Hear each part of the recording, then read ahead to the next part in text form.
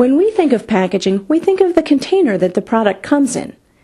Brand experts see that and more. To a brander, the package is a billboard that sits on the shelf, grabs your attention, and advertises a reason for you to buy.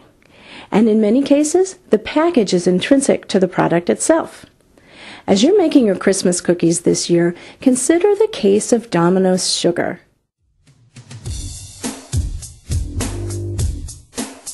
Sugar is sugar after all, whether a nationally known brand or a generic.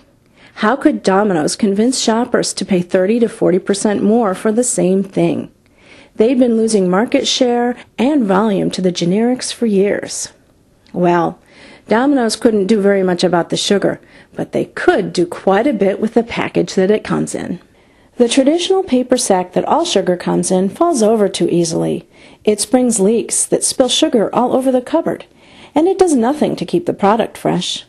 Domino's did some market research and came up with a new package. Now shoppers can buy Domino's Sugar in a pop-top canister that's easy to close, easy to store, and is fully recyclable. The results were immediate. 39% of shoppers thought that the sugar itself was better, and 65% said that Domino's was worth paying more for. And indeed, Domino's in a canister sells for 12 to 46 cents more per pound than Domino's in a paper sack. Domino's has discovered what brand experts have known all along, that good things come in innovative packaging.